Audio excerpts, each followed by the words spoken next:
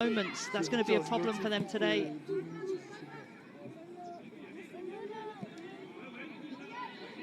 Very difficult balancing act for Paris FC coming here. They've almost negotiated the opening quarter of an hour without too much alarm, really. And they possibly had the best chance, and it looked like they might have been away again. Pulled back by the referee's whistle to get the free kick.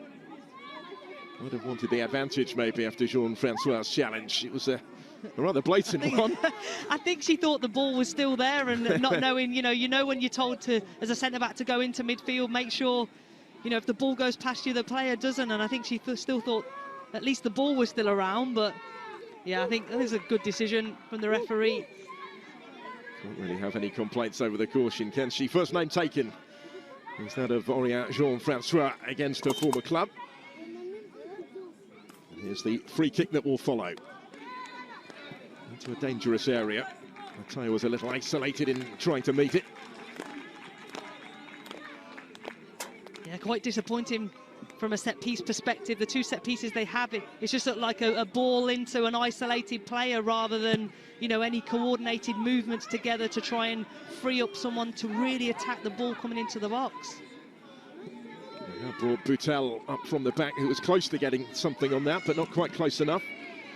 Spent a lot of her season, or her career anyway, in midfield, but has been at centre-back of late for Paris FC.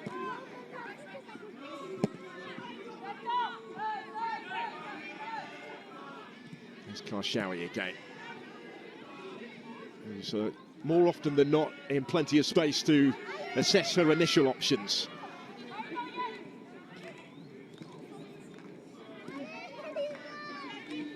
The Almeida. They look to build from the back with Jean-Francois.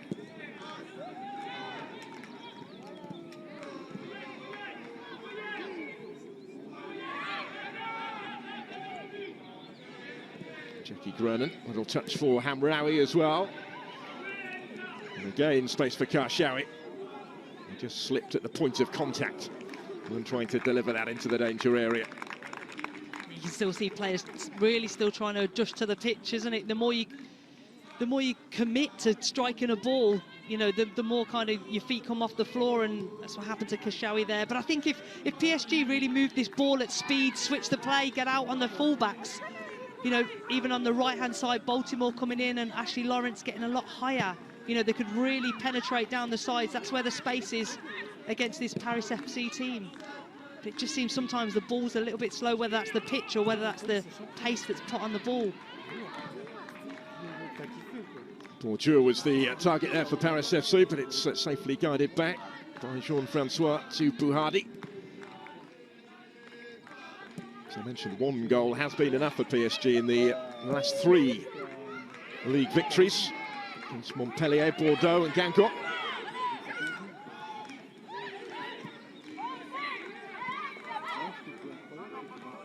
Soyer clearly caught by Jackie Groenen. It's great play by Soyer.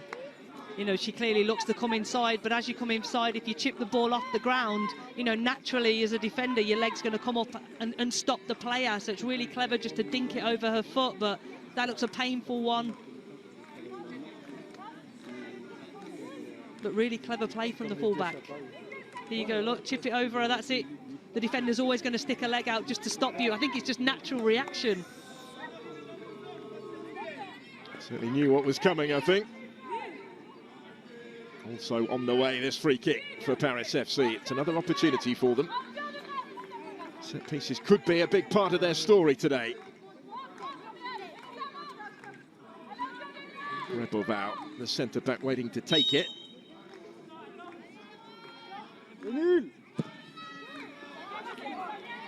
Height and distance on that. And they try to keep it alive far side, appealing for some reward, but it's not going to be forthcoming.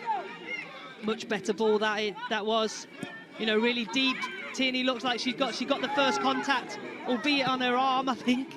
But it looked a little bit more coordinated, like they knew where they were aiming for. And here come Paris Saint-Germain. Options either side. Hey! Hey! Well-timed challenge, as it had to be. There wasn't much margin for error in making that one. It's a really well-timed tackle. Grace Guerrero eating up the ground. That's what she does best. She travels with the ball so well. But that's a wonderful tackle by Grobel, coming over and covering. Got back really well to deny Vangsgaard, who's getting her opportunity in the starting lineup in the absence of Diani. Toto hasn't played all season, of course, after that injury suffered at the European Championship. Just highlights PSG's strength in depth. Vangsgaard added to the squad in January. There's the corner. Defended emphatically initially.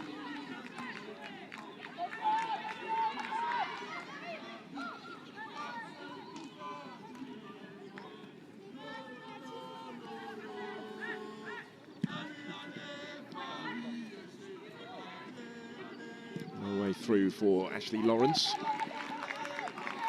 There hasn't been too much in it really in these opening 20 minutes. No, not really. It's played out as you would expect, isn't it? PSG having a lot of the ball. And now we're then losing it.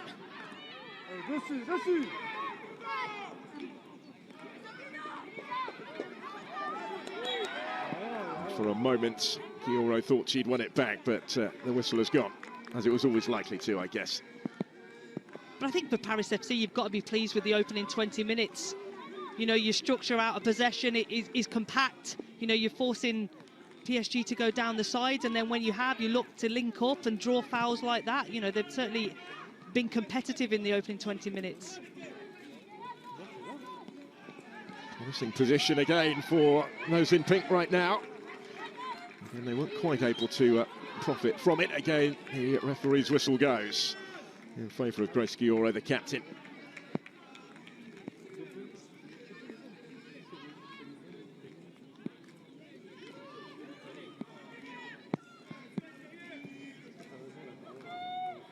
It's a fairly formidable front three, though, for Paris FC, with the addition of Lewis Fleury this season.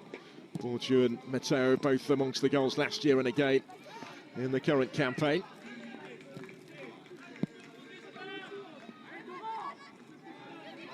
Successive draws at Bordeaux and at home to Guingamp before that loss at Lyon last time out, those 3 weeks ago. They had won 4 on the bounce prior to that. They look for a repeat of last season's third-place finish, which brought with it a place in the Champions League qualifiers. Lost on penalties to Roma back at the start of the season in that competition. But it has whetted the appetite to try and return.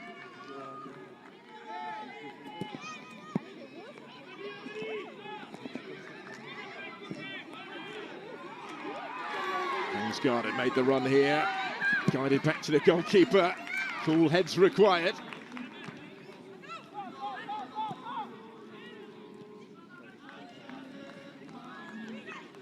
De Almeida. And a few to try and pick out. This is Sondi Baltimore. He just put a little bit too much on that. Well, Out of Football has